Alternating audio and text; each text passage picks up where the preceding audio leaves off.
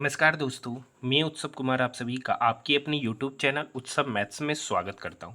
आज की वीडियो में मैं आप सभी स्टूडेंट के लिए एसएससी सीजीएल का जो 14 से 21 जुलाई के बीच में एग्जामिनेशन हुआ था, उसमें मैथ के कुछ ऐसे टाइप के प्रश्न हैं जो हर एक शिफ्ट में लगभग मैक्सिमम शिफ्ट में देखने को मिले। मतलब उस टाइप के क्वेश्चन जो है एसएससी सीजीएल के एग्जामिनेशन में बार बार रिपीट हो रहे, तो उन सारे टाइप के क्वेश्चन को मैं यहाँ पर लेकर आया हूँ। ये वीडियो उन सभी स्टूडेंट के लिए बेहद ही इंपॉर्टेंट होने वाला है जिनका एसएससी सीजीएल का एग्जामिनेशन अभी बचा हुआ है, क्योंकि एसएससी सीजीएल का एग्जामिनेशन आपको पता है कि 27 जुलाई तक लगभग चलने वाला है। तो उसमें कुछ इंपॉर्टेंट टाइप के मैथ के क्वेश्चन हैं जो हर शिफ्ट में रिपीट हो रहे। तो आइए देखते हैं कि वो सब कौन कौन से प्रश्न हैं। ये आप सभी स्टूडेंट को पता है कि मैं डेली आप सभी स्टूडेंट के लिए हर शिफ्ट का मैथ का एनालिसिस लेकर आता हूं। तो उस एनालिसिस के आधार पर मुझे सारे क्वेश्चन हर शिफ्ट के मिले, तो उसी के आधार पर मैं बता रहा हूं। और मैंने डेली हर शिफ्ट का क्वेश्चन देखा हूं, तो मुझे पता है कि कौन कौन से क्वेश्चन आपके एसएससी सीजीएल के एग्जामिनेशन में रिपीट हो रहे। तो उसी के आधार पर ये वीडियो बेहद ही इंपॉर्टेंट होने जा रहा है। तो वैसे ही स्टूडेंट जिनको इसका पीडीएफ चाहिए, तो टेलीग्राम ग्रुप का लिंक वीडियो के डिस्क्रिप्शन में दे रखा है, वहां से आप पीडीएफ को प्राप्त कर सकते हैं। और जो अभी तक हमारे चैनल को सब्सक्राइब नहीं किए, तो वो हमारे चैनल को भी सब्सक्राइब कर सकते हैं। यहाँ पे देखिए, ट्रिगो, एलजेब्रा और ज्योमेट्री के ज़्यादा क्वेश्चन नहीं लिए गए। ट्रिगो, ज्योमेट्री और एलजेब्रा के ज़्यादा क्वेश्चन नहीं लिए गए। इसका सेपरेट वाइज मैं आप सभी स्टूडेंट के लिए वीडियो लेकर आऊँगा। वहाँ पर ट्रिगो, एलजेब्रा और ज्योमेट्री का भी क्वेश्चन मैं वहाँ पर बता दूंगा। तो आइए सबसे पहले हम लोग जानेंगे। देखिए, हर एक शिफ्ट में है ना कुछ ऐसे टॉपिक है जिससे हर एक शिफ्ट में एसएससी सीजीएल का कुछ क्वेश्चन रिपीट हो रहे। एक क्वेश्चन है, कोई बेईमान दुकानदार वस्तु के क्रय मूल्य पर इतना हानि पर बेचता है, लेकिन वह 16 ग्राम की जगह 14 ग्राम का प्रयोग करता है, तो प्रतिशत लाभ या हानि, यानी बेईमान दुकानदार वाला क्वेश्चन। देखिए, 6:1/4 प्रतिशत हानि पर बेचता है, यानी 6 चौक 24, 25/4 यानी 1/16। यानी 16 का सामान कितना पर बेचा? 15 पे। 16 का सामान कितना पर बेचा? 15 पे। ठीक है। आप बोल रहा है कि वह 16 ग्राम की जगह बटखरा 14 ग्राम का प्रयोग करता है। तो देखिए, जो कम वाला होगा उसको पहले लिखेंगे और जो ज़्यादा वाला होगा उसको बाद में लिखेंगे। ठीक है। नेट इफेक्टिव हम लोग यहाँ से निकाल लेंगे। तो ये 16 से ये 16 कट गया, यानी 14 का सामान कितने पर बेच रहे? 15 पे। तो लाभ कितने का हो रहा है? 1 का। कितने पर? 14 पे। तो 100 पर कितना? यानी 100 डिवाइडेड बाई 14%, जिसका वैल्यू 50/7 हो जाएगा। 50/7 हो गया, मतलब 7:1/7 प्रतिशत इस क्वेश्चन का उत्तर है। एग्जामिनेशन में यहाँ 16 ग्राम की जगह कह देगा कि 1000 ग्राम की जगह 940 ग्राम का प्रयोग किया गया। तो उस केस में 16 का सामान 15:940 ग्राम का प्रयोग किया गया। किसके बदले में? 1000 ग्राम के बदले में। तो इस केस में नेट इफेक्टिव निकालेंगे, जो कटेगा काटेंगे, इस आधार पर इसको सॉल्व कर लेंगे। नेक्स्ट क्वेश्चन देखिए, एक चोर पुलिस से 0.5 किलोमीटर की दूरी पर खड़ा है। पुलिस को देखते ही चोर पुलिस के चाल का 80% चाल से भागना शुरू करता है। तो 12 मिनट के बाद चोर पकड़ा जाता है, तो पुलिस की चाल क्या होगी? देखिए, यहाँ चोर और पुलिस के बीच का डिस्टेंस है 0.5 किलोमीटर। यहाँ पर थीप है। पुलिस को देखते ही चोर भागना शुरू करता है, तो पुलिस भी उसके पीछे भागता है। दोनों जो है ना, पुलिस चोर को 12 मिनट की पर पकड़ लेता है, 12 मिनट के बाद पकड़ लेता है। पुलिस की चाल जो बोल रहा है ना, चोर की चाल पुलिस की चाल का 80% है, तो पुलिस 100। तो यहाँ पर इस दोनों का स्पीड का रेशियो हो गया 5:4। दोनों की स्पीड का रेशियो हो गया 5:4। तो पुलिस की चाल क्या होगी? आप बताइए। यहाँ पर क्या चीज़ कांस्टेंट है? जहाँ पर पकड़ा जा रहा है वहाँ पर टाइम क्या है? कांस्टेंट है। टाइम क्या है? कांस्टेंट है। तो आपको पता है कि स्पीड बड़ा डायरेक्टली प्रोपोर्शनल हो जाएगा डिस्टेंस के, यानी डिस्टेंस भी आपका कितना होगा? 5:4 के यूनिट में होगा। चाल बराबर दूरी बटे समय। तो यहाँ से टाइम आपका पता चल गया, 12 मिनट की दूरी पर पकड़ा गया है। ठीक है। अच्छा 12 मिनट के बाद पकड़ा गया, तो बताइए 12 मिनट का फ्रैक्शन वैल्यू, 12 मिनट को हम लोग किस में कन्वर्ट कर देंगे, घंटा में। तो 12 मिनट डिवाइडेड बाय 60 यानी कितना हो गया 1/5 घंटा। यानी यहाँ से यहाँ डिस्टेंस कवर करने में कितना घंटा लग रहा है, 1/5 घंटा। और यहाँ से यहाँ भी जाने में कितना घंटा लग रहा है, 1/5 घंटा लग रहा है। ठीक है, तो यहाँ से आपको क्या पता चल जाएगा, डिस्टेंस पता चल जाएगा। तो यहाँ पर स्पीड 5/4 है, जब हम टाइम से मल्टीप्लाई करेंगे तो भी इस दोनों के बीच का रेशियो 5:4 हो जाएगा, डिस्टेंस का रेशियो 5:4 हो जाएगा। इस दोनों के बीच डिफरेंस कितना का 1 यूनिट, और 1 यूनिट का वैल्यू कितना दे रखा है 0.5 किलोमीटर। 1 यूनिट का वैल्यू कितना दे रखा है 0.5 किलोमीटर दे रखा है। तो 5 यूनिट का वैल्यू कितना होगा, 1 यूनिट का वैल्यू 0.5, तो 5 यूनिट का वैल्यू हो जाएगा 5 गुना 0.5, जो कि आपका हो गया 2.5 किलोमीटर, जो कि होगा आपका 2.5 किलोमीटर। अब इस 2.5 किलोमीटर को, इस 2.5 किलोमीटर का डिस्टेंस वो पुलिस कितना मिनट में कवर कर रहा है, 12 मिनट में। तो उस पुलिस की चाल ज्ञात करनी है। तो यानी 2.5 डिवाइडेड बाय 12 मिनट को हम लोग आवर में कन्वर्ट करेंगे तो 1/5 होगा, तो 5 ऊपर में जाके मल्टीप्लाई होगा, तो 2.5 गुना 5 जो कि हो जाएगा 12.5 आवर का समय लेगा। सॉरी 12.5 किलोमीटर पर आवर ना, स्पीड है ना, किलोमीटर पर आवर हो जाएगा, क्योंकि 2.5 किलोमीटर है और 1/5 आवर है, तो किलोमीटर पर आवर हो जाएगा, जो कि नीचे है। नेक्स्ट क्वेश्चन, दो व्यक्ति एक वृत्ताकार पथ पर जिसकी लंबाई 100 मीटर है विपरीत दिशा में 20 मीटर पर सेकेंड और 30 मीटर पर सेकेंड की स्पीड से क्रॉस करते हैं, जा रहे हैं। ठीक है, तो पूछ रहा है वे अलग अलग मिलन बिंदुओं पर कितनी बार मिलेंगे। अगर इस टाइप का क्वेश्चन पूछे कि वे अलग अलग मिलन बिंदु पर कितनी बार मिलेंगे, तो सबसे पहले हम दोनों स्पीड का रेशियो निकाल लेंगे। तो रेशियो हो गया 2:3, रेशियो हो गया 2:3।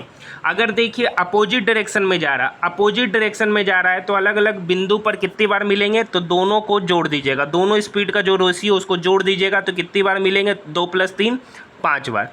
अगर सेम डायरेक्शन में जा रहा होता, अगर सेम डायरेक्शन में जा रहा होता, तब दोनों के स्पीड का जो रेशियो उसको सब्ट्रैक्ट कर देंगे, तो 3 - 2 कितना हो जाएगा, 1 बार।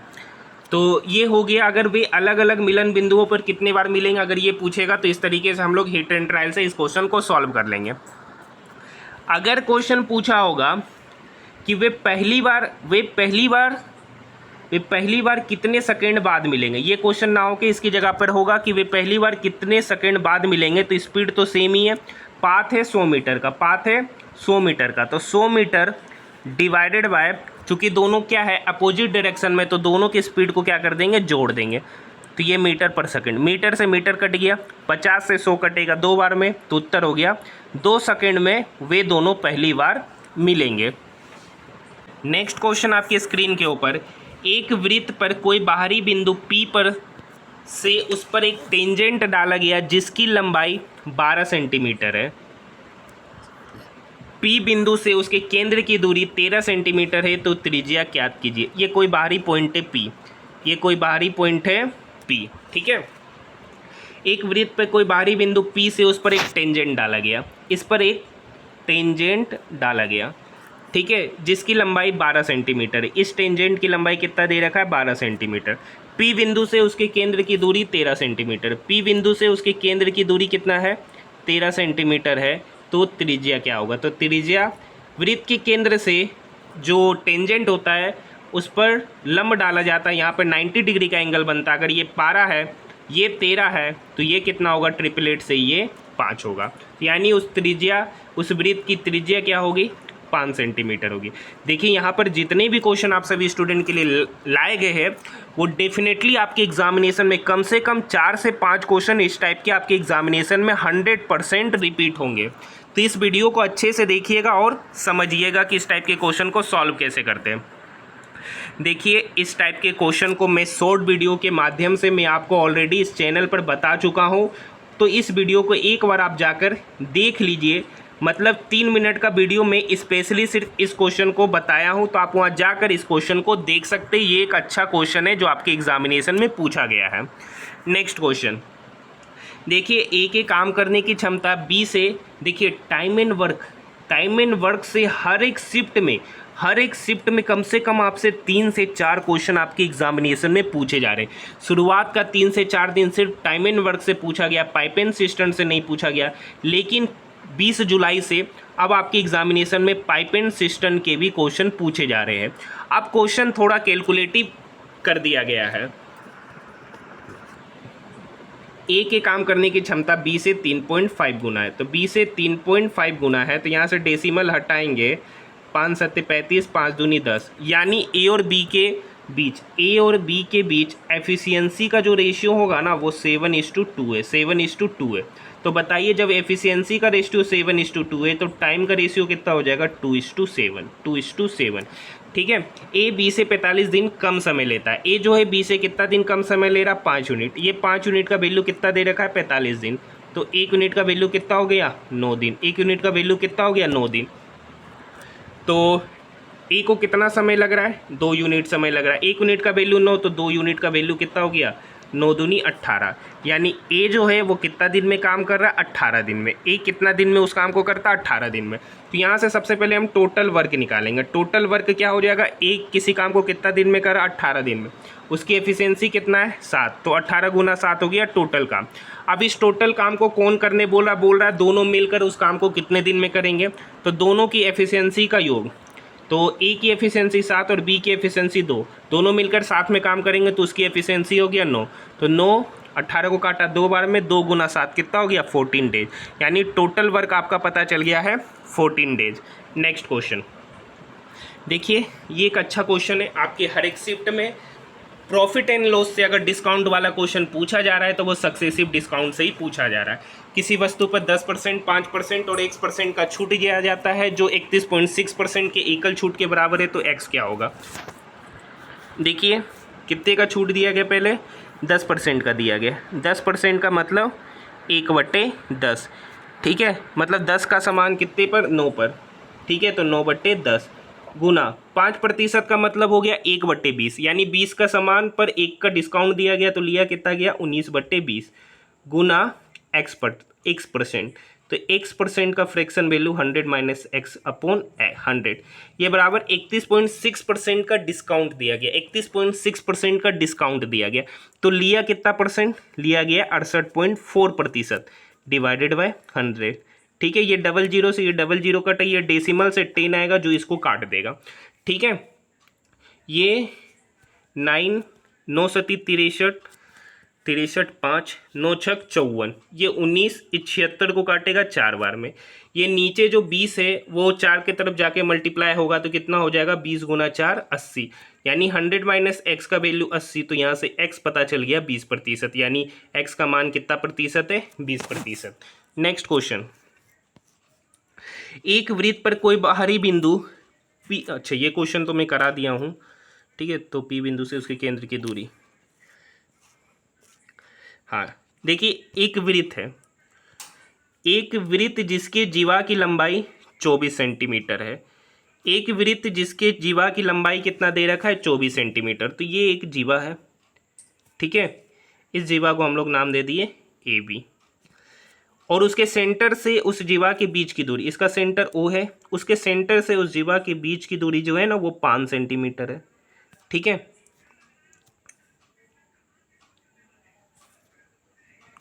तो ये वाला पॉइंट का नाम दे दिए हम ओ। तो पूछा है त्रिज्या क्या होगा, तो इस वाले पॉइंट का, सॉरी इसका नाम दे देते हैं ओ डैश। ठीक है, और इसको नाम दे दिए ओ और ए को मिला दिए, तो ये ओ ए आपसे पूछ रहा जो उसका त्रिज्या है, तो ये आपका रेडियस हो गया। ठीक है, ये एक राइट एंगल ट्रायंगल बन रहा है, तो यहाँ से r²। एक बात बताइए, उस जीवा की लंबाई 24 है तो ओ डे से ही कितना होगा, 12, क्योंकि वृत्त के केंद्र से जो उस जीवा पर जो लंब डाला जाता है वो लंब उसको 2 बराबर भागों में डिवाइड करता है। तो यहाँ पर ये 5 हो गया, ये 12 हो गया, तो रेडियस आपका कितना निकल के आ जाएगा, 13, ट्रिपलेट 5 12 13 का नियम से। नेक्स्ट क्वेश्चन देखिए, मैं अभी अलजेब्रा का ज़्यादा क्वेश्चन नहीं लिया हूँ, अलग से जो मैं अलजेब्रा का क्लास लेके आऊँगा उसमें मैं सारे टाइप के अलजेब्रा के क्वेश्चन को लेकर आऊँगा जो एसएससी सीजीएल में पूछे गए। a³ + b³ + c³ - 3abc का वैल्यू दे रखा है, A plus B plus C दे रखा है तो आपसे ए माइनस बी का whole square plus B minus C का whole square plus C minus A का होल स्क्वायर पूछा है। आप एक बात बताइए कि A cube plus B cube plus C cube minus 3abc ये बराबर होता है 1/2 into A plus B plus C into A minus B का whole square plus B minus C का whole square plus C minus A का whole square के बराबर होता है ना। तो इसी बस फॉर्मूला में पुट कर देंगे। A cube plus B cube plus C cube minus 3abc कितना दे रखा है 405 बराबर 1/2 ए प्लस बी प्लस सी कितना 15 और इस वैल्यू को निकालना है, इसको हम लोग x मान लेते हैं। ठीक है, इसी का वैल्यू यहाँ दे रखा है 405। ये 5 तिया 15 15 से काटेंगे 15 दूनी 30 10 15 सती 105। ये दो इक्वल के इधर आके मल्टीप्लाई हो गया तो x का वैल्यू कितना हो गया 54। यानी a माइनस बी का whole square plus B minus C का whole square plus C minus A का होल स्क्वायर कितना निकल के आएगा 54 निकल के आएगा, जो इस क्वेश्चन का उत्तर है। नेक्स्ट क्वेश्चन की ओर बढ़ते हैं। नेक्स्ट क्वेश्चन है कि एक शहर की जनसंख्या 18,000 है। उस शहर में किसी पुरुष की जनसंख्या में 5% की वृद्धि और महिला की जनसंख्या में 7% की वृद्धि होती है तो उस शहर की जनसंख्या 19,200 हो जाती है। तो पुरुष और महिला की जनसंख्या ज्ञात कीजिए। देखिए, मेन की जनसंख्या में कितने प्रतिशत की वृद्धि हुई 5% का, वुमेन की जनसंख्या में कितने वृद्धि हुई 7% का। ओवरऑल उस शहर की जनसंख्या कितनी बढ़ गई 19,200, यानी पहले 18,000 थी बढ़कर कितना हो गई 19,200, यानी बढ़ा कितना 1,200, यानी 1200 जनसंख्या बढ़ा कितने में 18,000 में। कितने में, तो इसका प्रतिशत वैल्यू निकाल लेंगे कि कितना प्रतिशत की जनसंख्या में वृद्धि हुई। तो 00 से 00 कट गया, 1 से 1 कट गया। ठीक है, ये छोटे 19 12 20 बार में, ये 6 3 18 30 बार में, यानी 20/3% की, यानी 20/3% की उसकी जनसंख्या में बढ़ोतरी हुई है। ठीक है, तो यहाँ से हम लोग इसका रेशियो निकल जाएगा। तो 5 20/3 5 या 15, यानी यहाँ पर हो गया 5/3 और यहाँ पे हो गया 27 1/3। तो उस दोनों के बीच पूछा, पुरुष और महिला के बीच जनसंख्या का अनुपात 3 से 3 कट गया। तो पुरुष और महिला के बीच जो जनसंख्या का अनुपात होगा वो आपका 1:5 निकल कर आएगा। नेक्स्ट क्वेश्चन 25 और 35 का तृतीयानुपात ज्ञात कीजिए। देखिए, आपके एग्जामिनेशन में रेशियो एंड प्रोपोर्शन से, तृतीयानुपात, मध्यानुपात, चतुर्थानुपात से क्वेश्चन आपके एग्जामिनेशन में देखने को मिलते। तो इसे आप देख लीजिए। मध्यानुपात निकालने का तरीका उस दो नंबर का मल्टीप्लिकेशन का स्क्वायर रूट। तृतीयानुपात कैसे निकालेंगे, तो 25 divided by 35 equals to 35 divided by x। लिखने का तरीका होता है 25:35। इसका तृतीयानुपात निकालना है तो 35:x। तो यहाँ से x का वैल्यू आप सॉल्व करके निकाल सकते हैं। आप इतने समझदार हैं कि आप इस टाइप के क्वेश्चन को कैसे सॉल्व किया जाता है आपको खुद पता है। देखिए, आपके एग्जामिनेशन में देखिए सबसे ज़्यादा अगर क्वेश्चन पूछे जा रहे हैं ना तो वो वृत्त से ही पूछे जा रहे, सर्कल से ही पूछे जा रहे। ठीक है, मेंसुरेशन में भी अगर पूछा जा रहा है तो सर्कल से, ज्योमेट्री से भी पूछा जा रहा है तो सर्कल की प्रॉपर्टी से आपके एग्जामिनेशन में क्वेश्चन पूछे जा रहे हैं। देखिए, एक किसी वृत्त की त्रिज्या दे रखा है 7 सेंटीमीटर, किसी वृत्त की त्रिज्या 7 सेंटीमीटर, किसी वृत्त की त्रिज्या कितना दे रखा है 7 सेंटीमीटर। ठीक है, उसकी त्रिज्यखंड पर कोण 60 डिग्री का बनता है। उसके त्रिज्यखंड पर कोण जो है ना वो कितने डिग्री का बन रहा है 60 डिग्री का, यानी यहाँ पर जो कोण बन रहा है वो कितने का बन रहा है 60 डिग्री का बन रहा है। तो त्रिज्यखंड का क्षेत्रफल क्या होगा, मतलब इसके अंदर वाले पार्ट का एरिया पूछ रहा है। इसका नाम दे देते O, इसका नाम दे देते A, इसका नाम दे देते B। तो इस त्रिज्यखंड का क्षेत्रफल जो होता है आपको पता है कि πr² θ/360 डिग्री होता है। तो पाई का वैल्यू है 22/7 इंटू r² मतलब 7 गुना 7 इंटू थीटा का मान 60 डिवाइडेड बाय 360।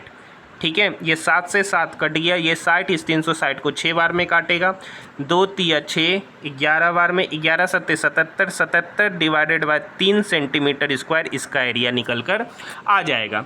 ये तो हो गया त्रिज्यखंड का क्षेत्रफल निकालना।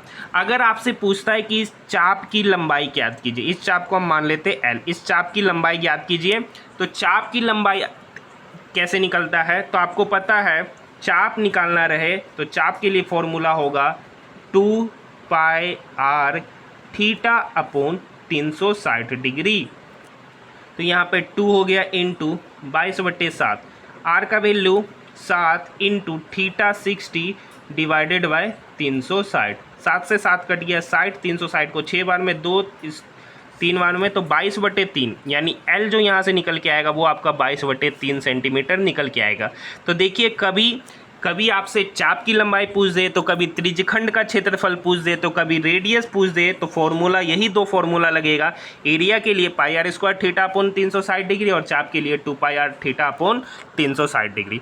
अगर थीटा और एल दे रखा हो, अगर थीटा और एल दे रखा हो तब एरिया पूछ दे, तो ये होता है 1/2 into next question N square minus 7n plus 1 equals to 0, then N square minus 1/n square का वैल्यू क्या होगा। तो यहाँ से सबसे पहले हम लोग n प्लस 1/n का वैल्यू कितना होगा 7, कुछ नहीं करेंगे, इस वाले इक्वेशन में हम लोग n से डिवाइड कर देंगे। तो यहाँ n प्लस 1/n 7 हो गया, तो n माइनस 1/n कितना होगा, तो n minus 1/n n plus 1/n का होल स्क्वायर माइनस 4, तो 7 49, 7 का स्क्वायर 49, 49 माइनस 4 45, और उसका क्या ले लेना है, स्क्वायर रूट ले लेना है। क्या ले लेना है, स्क्वायर रूट। तो स्क्वायर रूट अंडर 45 का मतलब हो गया 3√5। तो यहाँ से n plus 1/n 7, n minus 1/n 3√5, तो n square minus 1/n square का मतलब है कि n plus 1/n into n minus 1/n। तो बस वैल्यू पुट कर दीजिए 7 इंटू 3√5, तो 7×21√5 इसका सॉल्यूशन हो जाएगा। नेक्स्ट क्वेश्चन की ओर बढ़ते हैं। देखिए next question a plus B plus C equals to 12, A square plus B square plus C square equal to 50, then find A cube plus B cube plus C cube minus 3abc।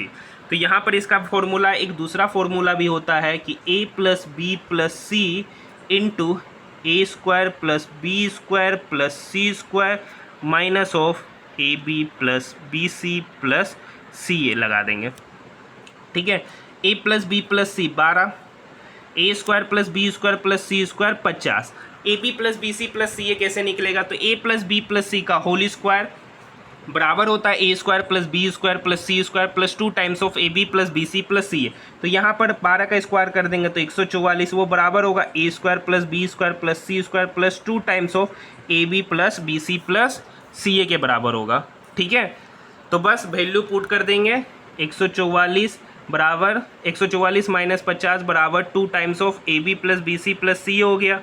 ठीक है, तो 4 14 में से 5 गया 9, 94 divided by 2, 2 चौक 8, 1 2 7 14, यानी a b plus b c plus c a कितना निकल के आ गया 47।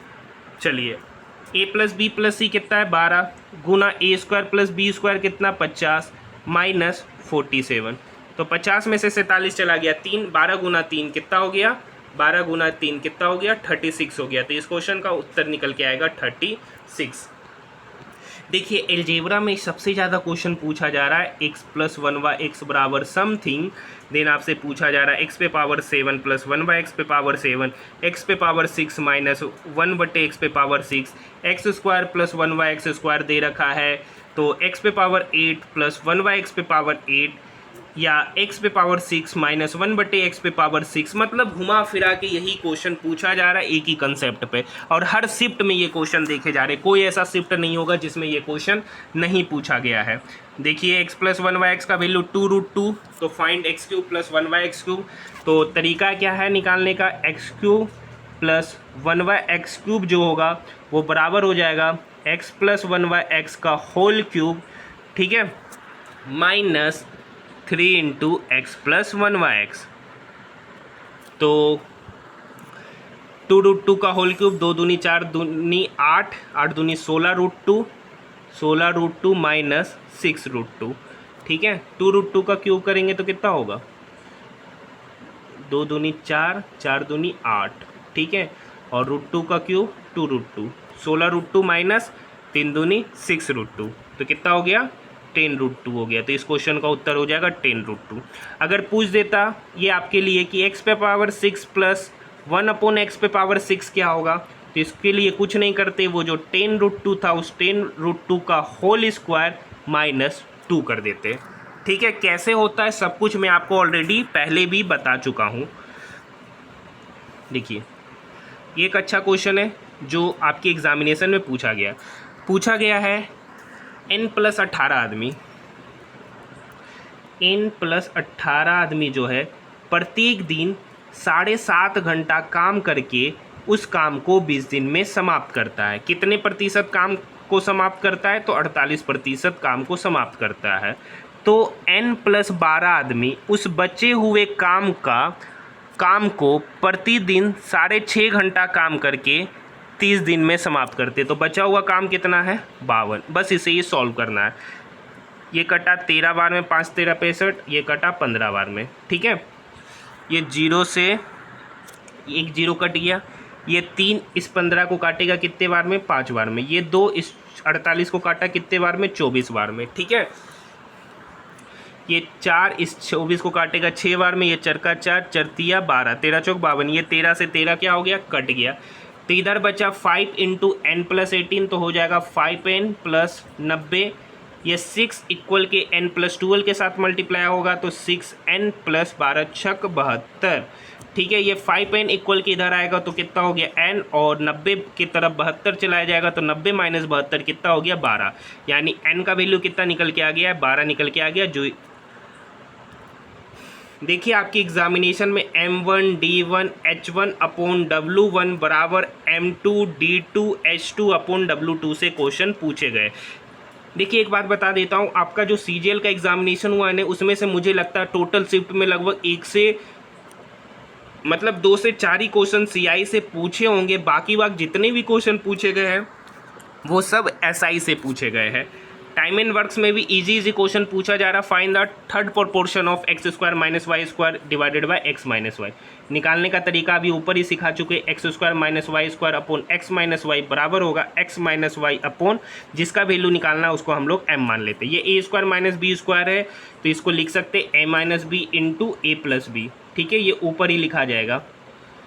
तो x - y से x - y कट गया तो m का वैल्यू कितना निकल के आ जाएगा? m का वैल्यू निकल के आ जाएगा x - y upon x + y। यानी इसका थर्ड प्रोपोर्शन कितना होगा? x - y upon x + y। ठीक है, आइए नेक्स्ट क्वेश्चन। अगर इसका पूछता मीन प्रोपोर्शन मतलब मध्यानुपात, तो क्या करते हैं? कुछ नहीं करते, स्क्वायर रूट अंडर ले लेते। x² - y² into x - y, मतलब जो 2 नंबर दे रखा था उसका मल्टीप्लिकेशन का स्क्वायर रूट। तो इसका मतलब हो गया x² - y² का मतलब हो गया x + y into x - y into x - y। ये मीन प्रोपोर्शन निकाल ले तो 2x - y ये स्क्वायर रूट है तो x - y बाहर हो जाएगा into square root under x + y। इसका उत्तर होगा अगर मीन प्रोपोर्शन इसका पूछा होता तो। Next question. हाँ देखिए, ये एक इम्पोर्टेंट क्वेश्चन है जो आपके प्रॉफिट एंड लॉस में इस टाइप के क्वेश्चन रिपीट हो रहे हैं। पूछ रहा है कि इनमें से ग्राहक को सबसे अच्छा छूट कौन देगा? तो 10% और 15% का क्रमिक छूट दिया गया। 10% और 15% का क्रमिक छूट ही दिया गया तो सक्सेसिव डिस्काउंट निकालेंगे। तो successive discount x + y - xy/100। ठीक है, तो 10 + 15 माइनस 10 × 15 कितना हो गया? 150। 150 डिवाइडेड बाय 100 कितना हो गया? 1.5। तो 35 में से 1.5 घटाएंगे तो कितना होगा? 33.5 होगा। यानी इस पर 33.5% का छूट दिया गया। दूसरा केस है 5 वस्तु खरीदने पे 2 फ्री दिया जा रहा है। 5 खरीदने पे 2 फ्री दिया गया, यानी फ्री कितना दिया गया? फ्री 2 दिया गया। कितने पर? 5 + 2 7 पे, तो 100 पर कितना? ठीक है, यानी 200 डिवाइडेड बाय 7 तो 7 चौक 28, यानी 200 डिवाइडेड बाय 7 7 चौक 28, यानी ये 7 चौक 28 20। ठीक है, 7 दूनी 14, यानी लगभग ये 42% है। ऊपर वाले केस में 33.5% का डिस्काउंट है। तो सबसे अच्छा छूट ग्राहक के लिए कौन है? Option number 2। इसी तरीके का 4 स्टेटमेंट वाले क्वेश्चन भी इसी तरीके से पूछे जा रहे हैं, तो निकालने का तरीका सेम ही है। नेक्स्ट क्वेश्चन देखिए, नेक्स्ट क्वेश्चन है 42 किलोमीटर प्रति रफ्तार की चाल से चल रही 60 मीटर लंबी रेलगाड़ी उसी दिशा में 30 किलोमीटर प्रति आवर की रफ्तार से जा रही 84 मीटर लंबी एक दूसरी रेलगाड़ी को कितने समय में पार करेगी?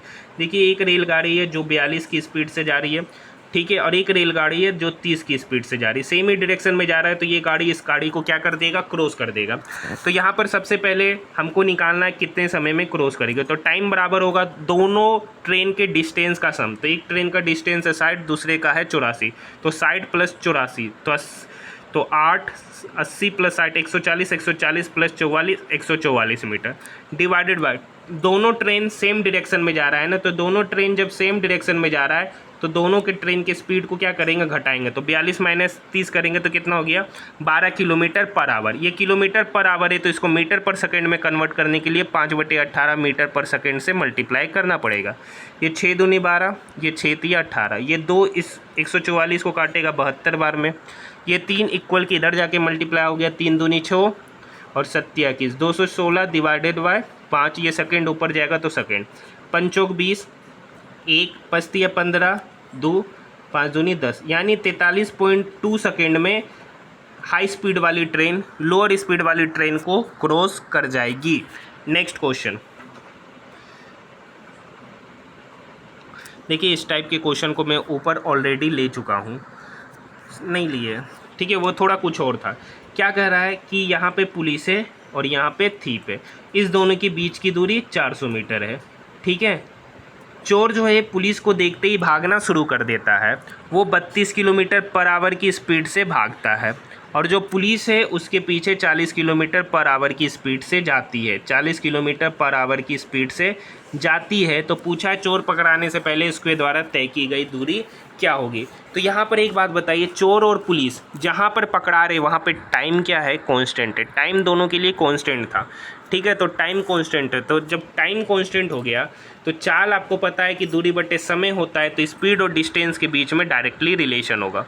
यहाँ पर चोर और पुलिस के बीच स्पीड का रेशियो जो है वो 8 चौक 32, 8 पच्चे 40, स्पीड का रेशियो 4:5 है, तो टाइम का भी रेशियो क्या होगा, 4:5, ठीक है। सॉरी डिस्टेंस का भी रेशियो क्या होगा, 4:5, क्योंकि टाइम से हमको मतलब ही नहीं है, डिस्टेंस का रेशियो क्या होगा, 4:5।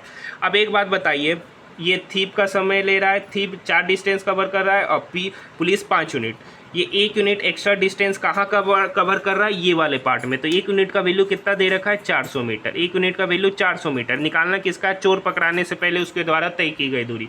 यानी चोर कितना यूनिट चल रहा है, यहाँ से यहाँ 4 यूनिट चल रहा है, 1 यूनिट का वैल्यू 400, तो 4 यूनिट का वैल्यू कितना होगा, 4 गुना 400, तो 4 गुना 400 यानी 1600 मीटर। 1600 मीटर कहने का मतलब है कि 1.6 किलोमीटर, कहने का मतलब है 1.6 किलोमीटर। नेक्स्ट क्वेश्चन, इनमें से सबसे ज़्यादा फायदा किस ग्राहक को होगा। तो सबसे पहले वाले केस में 30% का छूट दिया गया, ये तो दिख ही रहा है। दूसरे वाले केस में सक्सेसिव निकालेंगे तो 25 + 5 माइनस 25 25 125 डिवाइडेड बाय 100 1.25, 25 + 5 30, 30 में से 1.25 चला गया, तो 28.75% का दूसरे वाले में डिस्काउंट दिया जा रहा है, ठीक है। तीसरा है 20% और 10% का, तो 20 + 10 - 2, तो 30 में से 2 गया, 28% का डिस्काउंट दिया जा रहा है। इसमें 15 + 15 30 और -2.25, यानी इसका डिस्काउंट इस दोनों से भी कम है। तो सबसे ज़्यादा फायदा वाला जो डिस्काउंट दिया जा रहा है वो आपका ऑप्शन नंबर 1 में दिया जा रहा है। Next, sec x + 10x = 5, then find 10x। देखिए, इस डायरेक्टली प्रॉपर्टीज़ पे आपके एग्जामिनेशन में ट्रिगो से क्वेश्चन पूछे जा रहे हैं। तो sec x - 10x कितना होगा, ये होगा आपका 1/5, कितना होगा, 1/5। दो लीनियर इक्वेशन को सॉल्व करेंगे तो यहाँ पे घटाएंगे, तो -sec x से +sec x कट जाएगा और ये माइनस माइनस प्लस हो जाएगा, तो 10x + 10x कितना हो गया, 210x। घटा रहे हैं तो 5 - 1/5, 5 - 1/5, तो 25 25 - 1 24/5, कितना हो गया, 24/5। ये किसका वैल्यू है, 210x का, तो 10x का वैल्यू कितना होगा, 12/5, यानी 10x यहाँ से जो निकल के आ गया है वो आपका 12/5 निकल के आया है, जो इस क्वेश्चन का सही उत्तर है। यहाँ तक बात समझ में आई। नेक्स्ट क्वेश्चन देखिए, sin थीटा का value 4/5, then find tan theta - sec theta. देखिए, एक राइट एंगल ट्रायंगल है, ठीक है, इसमें ये थीटा दे रखा है, मतलब sin थीटा 4/5, यानी ये 4 है तो ये कितना होगा, 5। ट्रिपलेट के नियम से ये कितना हो गया, 3। तो tan थीटा कितना होता है, p/b, तो 4/3 माइनस sec थीटा कितना होता है, तो sec थीटा होता है h/b, एच है आपका 5 और बी है आपका 3, तो 4/3 -5/3 कितना हो गया -1/3, जो इस क्वेश्चन का सही उत्तर है। देखिए आपके एग्जामिनेशन में ट्रिगो से एकदम हलवा टाइप क्वेश्चन पूछे जा रहे, तो ट्रिगो से घबराने की आवश्यकता नहीं है। जितने भी पूछे गए क्वेश्चन है मैं सारा लेकर आऊँगा आप सभी के लिए। हाँ, ये क्वेश्चन एक अच्छा क्वेश्चन पूछा गया था कि सॉल्व 3 पे पावर 1 + 3 का स्क्वायर + 3 का क्यूब प्लस ... 3 पे पावर 8, इसका सम निकालना था। ठीक है, तो इसको कैसे सॉल्व करेंगे? तो ये एक आपका ज्योमेट्रिक प्रोग्रेशन में, ये किस में? ज्योमेट्रिक प्रोग्रेशन में, जिसमें ए कितना है 3 है, आर भी कितना होगा? तो आर होगा second term divided by first term, यानी 3 का स्क्वायर डिवाइडेड बाय 3 कितना हो गया 3। ठीक है, और एन कितना हो गया 8। तो यहाँ पर आपको जीपी का सम निकालना है, जीपी का सम निकालना है। तो ये होता है ए इंटू आर पे पावर n-1, आर पे पावर n-1 यानी 3 पे पावर 8 -1 अपॉन n-1 यानी 3 - 1 2। बस इस कैलकुलेशन को सॉल्व कर लीजिएगा, आपका उत्तर निकल कर आ जाएगा। फॉर्मूला होता है जीपी का a इंटू आर पे पावर n-1 अपॉन r-1 होता है। ये आपका जीपी का फॉर्मूला होता है। अगर आप इस जीपी के फॉर्मूला को याद करना चाहते हैं तो याद कर सकते हैं। देखिए आपके एग्जामिनेशन में जीपी से भी एक क्वेश्चन पूछा गया था जो आपका डायरेक्टली जीपी के फॉर्मूला पर बेस्ड था। बाकी बात आइए देखते हैं कि हमारा नेक्स्ट क्वेश्चन क्या है। हाँ, ये आपका टाइम एंड वर्क का ही क्वेश्चन है। 4 पुरुष और 6 महिलाएं किसी कार्य को 8 दिनों में पूरा करते हैं, जबकि 3 पुरुष एवं 7 महिलाएं उसी कार्य को 10 दिन में, 7 महिलाओं को वही कार्य पूरा करने में 10 दिन लगते, तो 10 महिलाएं इसी कार्य को कितने दिन में पूरा करेंगे? तो MDH वाला फॉर्मूला लगेगा। तो यहाँ पर 4 मैन प्लस 6 वुमेन, 6 वुमेन किसी कार्य को 10 दिन में कर रहे हैं, तो 3 मैन प्लस 7 वुमेन उसी कार्य को भी 10 दिन में कर रहे हैं। तो दोनों के केस में सॉरी यहाँ 8 दिन है, यहाँ कितना दिन है 8 दिन है, और यहाँ 10 दिन है। तो ये 4 दूनी 8, सॉरी 2 चौक 8, 2 पचे 10, 4 चौक 16 मैन और इधर 15 मैन, तो इधर हो गया एम। 6 चौक 24 वुमेन, इधर हो गया 35 वुमेन, तो इधर हो गया 11 वुमेन। यानी यहाँ मैन का एफिशिएंसी 11 पता चल गया, वुमेन का एफिशिएंसी 1, मैन का एफिशिएंसी 11, वुमेन का एफिशिएंसी 1। पूछ रहा है 10 महिलाएं इसी कार्य को कितने दिन में करेंगी। एक महिला की एफिशिएंसी 11, तो 10 महिला की एफिशिएंसी कितना हो गया 110। सबसे पहले टोटल वर्क निकालेंगे, तो किसी एक में भी हमको m और w का मान पुट करना है, तो किसी एक में पुट कर देते। मेन 11, तो 11 गुना 30 33 प्लस 7 40, 40 गुना 10 400 हो गया, यानी टोटल काम पता चल गया 400। अब इस 400 काम को कौन कर रहा है? 10 महिला कर रही है। एक महिला की एफिशिएंसी 1 है, तो 10 महिला की एफिशिएंसी कितना हो जाएगा 10। तो टोटल काम 400 डिवाइडेड बाय 10 कितना निकल के आ गया 40 दिन, यानी 10 महिलाएं उस काम को 40 दिन में समाप्त करेगी। एक वृत्त पर 2 समांतर जीवा जिसकी लंबाई 28 और 14 सेंटीमीटर है, उस 2 जीवा के बीच की दूरी 4 सेंटीमीटर है, तो वृत्त की त्रिज्या ज्ञात कीजिए। एक वृत्त है, ठीक है, इस पर 2 जीवा है, एक जीवा यहाँ पर है, ठीक है, और एक जीवा यहाँ है। ये दोनों अपोजिट है कि सेम डायरेक्शन में, सेंटर से सेम डायरेक्शन में कि अपोजिट डायरेक्शन में है? 4 सेंटीमीटर की दूरी कम है, तो सेम ही डायरेक्शन में है, ठीक है। तो इस सेंटर से इस जीवा पर हम लंब डाल दिए, तो वो जीवा को 2 बराबर भागों में डिवाइड करेगा। तो यहाँ से यहाँ की दूरी आपको, पहले वाले जीवा 28 है, तो यहाँ से यहाँ की दूरी 14, छोटा वाला 14 है, तो यहाँ से यहाँ की दूरी 7। इस दोनों के बीच की दूरी 4 सेंटीमीटर है, इस दोनों के बीच की दूरी मतलब ये जो दे रखा है आपका 4 दे रखा है। तो आपसे पूछा है रेडियस, ठीक है, तो नाम सबका दे देते, इसका नाम दे देते O, इसका नाम दे देते M, इस पॉइंट का इसका नाम दे देते N, इसका नाम दे देते A, इसका नाम B, इसका नाम C, इसका नाम D।